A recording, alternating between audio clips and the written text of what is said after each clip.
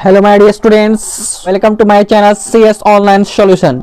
Students, आज मैं फिर आपके लिए एक धमाकेदार वीडियो क्लास 10 बोर्ड एग्जाम 2023 के लिए साइंस सब्जेक्ट का जो एग्जाम बोर्ड में आपका सब्जेक्टिव क्वेश्चन, जो आपका वेरी इंपॉर्टेंट क्वेश्चन, जो मॉडल पेपर सेट का क्वेश्चन आपका एग्जाम में पूछा जाएगा। बिहार बोर्ड में सेम ये क्वेश्चन आपका आएगा स्टूडेंट्स, तो आप प्लीज इस वीडियो को लास्ट तक देखेंगे, स्किप नहीं करेंगे, ताकि आपका बोर्ड एग्जाम में क्वेश्चन आपका नहीं छूटे।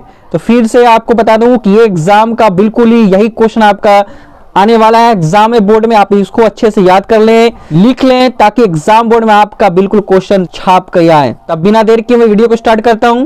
और प्लीज जो मेरे चैनल पर पहली बार आए हैं तो सब्सक्राइब कर दे, लाइक कर दे, शेयर भी कर दे और बेल आइकन का बटन भी दबा दे, ताकि सबसे पहले मेरे वीडियो का नोटिफिकेशन आप तक पहुंचे। स्टूडेंट्स, सबसे पहला जो क्वेश्चन है, जीवाश्म ईंधन की क्या हानियां हैं। ठीक है, जीवाश्म ईंधन की क्या हानियां, वेरी इंपॉर्टेंट क्वेश्चन है। जीवाश्म ईंधन किसे कहते हैं, इसके हानियां भी पूछ देगा आपसे, क्या हानियां हैं। जीवाश्म ईंधन की निम्नलिखित हानियां हैं। नंबर 1, जलने से पर्यावरण प्रदूषित होता है। जीवाश्म ईंधन के जलने से क्या होता है, आपको पता है, पर्यावरण प्रदूषित होता है। दूसरा, जलने से कार्बन डाइऑक्साइड CO2 निकलती है, जिससे हरितगृह प्रभाव, ग्रीन हाउस इफेक्ट उससे उत्पन्न होता है। तीसरा, जलने से उत्पन्न अवयवों से अम्लीय वर्षा होती है। ठीक है, एसिड रेन होता है। चौथा, इसके जलने से कार्बन, नाइट्रोजन और सल्फर ऑक्साइड उत्पन्न होते हैं, जो स्वास्थ्य के लिए हमारे लिए क्या है, हानिकारक होते हैं। पांचवा जो है, लगातार दोहन से, अगर हम जो लगातार जीवाश्म ईंधन को दोहन करेंगे तो इनका ये अनवीकरणीय संसाधन, ये समाप्त हो जाने का डर है। इस तरह से आपको जीवाश्म ईंधन की पॉइंट बना करके इसको हानियां लिख देना। ठीक है, 5 पॉइंट्स।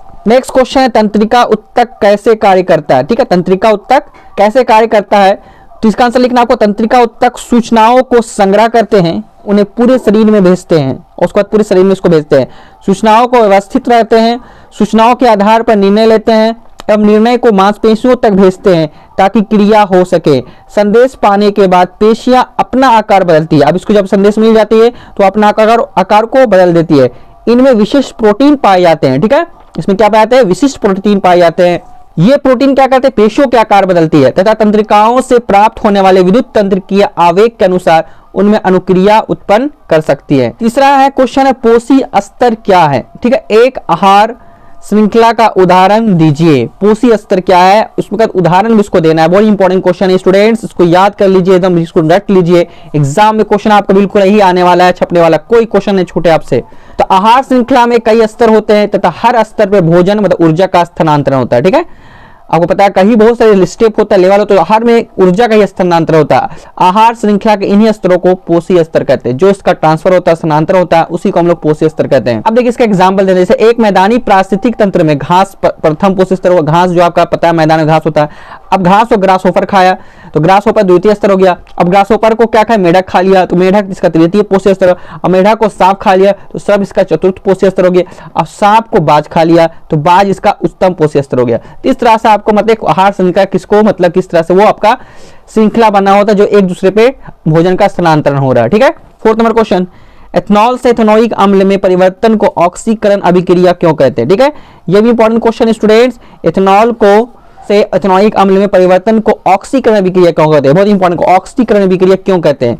तो देखिए, एथेनॉल को क्षारीय NMnO4 विलयन या अम्लीय K2CR2O7 विलयन के साथ गर्म करने पर वह एथेनोइक अम्ल बनाता है। ठीक है, इसका ये आपका समीकरण है CH3CH2OH+2 मतलब ऑक्सीजन है, क्षारीय KMnO4 प्लस अम्ल की K2CR2O7। ठीक है, अब इसका जो बनता है CH3COOH+H2O। ठीक है, अभिक्रिया में एथेनॉल को से हाइड्रोजन का विस्थापन होता है। देखिए, हाइड्रोजन आपका विस्थापन अलग हो रहा है तथा उसमें ऑक्सीजन का योग होता है और ऑक्सीजन साथ में जुड़ता है। देखिए, हाइड्रोजन और ऑक्सीजन, अतः इसे ऑक्सीकरण, इसीलिए इसको क्या कहते हैं हम लोग, ऑक्सीकरण अभिक्रिया कहते हैं। ठीक है, नेक्स्ट क्वेश्चन है आपका, परितंत्र में अपघटों की भूमिका बताइए। परितंत्र में क्या अपघटों की क्या भूमिका है, क्या इसका इंपॉर्टेंस है। तो देखिए, पौधों तथा जंतुओं के मृत शरीर तथा जंतु के मल मूत्र आदि का जीवाणुओं और कवकों के द्वारा अपघटन क्रिया किया जाता है। ठीक है, मतलब जो भी पौधे जंतुओं में जो मृत शरीर या जंतुओं के मलमूत्र से उससे जीवाणु और कवकों के द्वारा उसमें अपघटन हो जाता है। ये अपघटन करता है मृत जीवों के, उसमें जो मृत जीवी है शरीर के,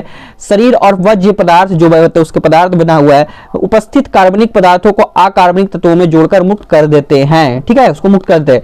गैसीय तत्व जैसे ऑक्सीजन, नाइट्रोजन वायुमंडल में चले जाते हैं, जबकि अन्य ठोस एवं तरल पदार्थ मिट्टी में क्या होता है, वो सारे मिल जाते हैं। ठीक है, या जल में भी घुल जाते हैं। इस तरह से ये अपघटक पर्यावरण दृष्टिकोण से काफी लाभप्रद है। मतलब जो भी शरीर में मृत हो जाते हैं, चाहे वो जीव जंतु हो या पौधे हो, सारा क्या होता है, जो आपका जो मतलब जो आपका गैसीय तत्व वो आपको वायुमंडल में चले जाते हैं, बाकी जो भी पदार्थ है वो आपका मिट्टी में मिल जाते हैं या उसमें जल में घुल जाते हैं। इस तरह से सारा जो पदार्थ वो आपका खत्म हो जाता है, सब अपघटन हो जाता है। इस तरह से आपको इसको समझा करके लिख देना है। ठीक है स्टूडेंट्स, नेक्स्ट क्वेश्चन है, ये इंपॉर्टेंट, बहुत इंपॉर्टेंट क्वेश्चन है स्टूडेंट्स, वेरी VVI क्वेश्चन है, वेरी वेरी इंपॉर्टेंट क्वेश्चन आपका एग्जाम में बिल्कुल आने वाला आपका क्वेश्चन, बिल्कुल यही क्वेश्चन आएगा।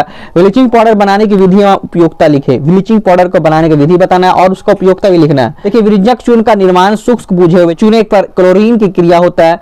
अब इसमें लिखना है COS2, इसको समीकरण दे देना है, प्लस Cl2G। अब यहाँ COCl2 प्लस H2O। ठीक है, इस तरह से आपको एक समीकरण बना देना है। बड़ी मात्रा में इसके निर्माण के लिए विशेष टावर लेते हैं जिसमें ऊपर से शुष्क बुझा हुआ चूना डाला जाता है और नीचे से क्लोरीन गैस तथा गर्म वायु प्रवाहित करते हैं। क्लोरीन ऊपर तक पहुंचते पहुंचते पूर्णतः अवशोषित हो जाती है और बुझा हुआ चूना विरंजक चूर्ण में बदल जाता है। ठीक है, अब इसका उपयोग लिखना है। उपयोग क्या है, किसका क्या हम उपयोग करते हैं, कपड़ा तथा कागज उद्योग में, हम इसको कपड़ा या कागज उद्योग में इस्तेमाल करते हैं। दूसरा, पेयजल को रोगाणु रहित करने में। ठीक है, तीसरा, बिना सिकुड़ने वाली ऊन बनाने में। चौथा, क्लोरोफॉर्म बनाने में। और पांचवा, प्रयोगशाला में ऑक्सीकारक के रूप में। मैंने इसमें आपको जो भी इंपॉर्टेंट क्वेश्चन जो आपको बताया, बहुत एग्जाम में बिल्कुल इंपॉर्टेंट है, यही एग्जाम में आने वाले स्टूडेंट्स 2023 बोर्ड एग्जाम है साइंस का। मैंने इस क्वेश्चन आपको बताया वीडियो में, तो वीडियो को आपको अगर अच्छी लगे तो स्टूडेंट्स सब्सक्राइब कर दे, लाइक कर दे, शेयर कर दे अपने फ्रेंड्स में, और बेल आइकन का बटन दबाना ना भूले ताकि सबसे पहले कोई भी धमाकेदार वीडियो बोर्ड एग्जाम देता है इसके लिए आपके लिए लाता रहूं, सबसे पहले आप तक उसका नोटिफिकेशन पहुंचे। ठीक है स्टूडेंट्स, फिर मिलते हैं नेक्स्ट वीडियो में इसी तरह से आपको इंपॉर्टेंट क्वेश्चन के साथ। थैंक यू स्टूडेंट्स, जय हिंद।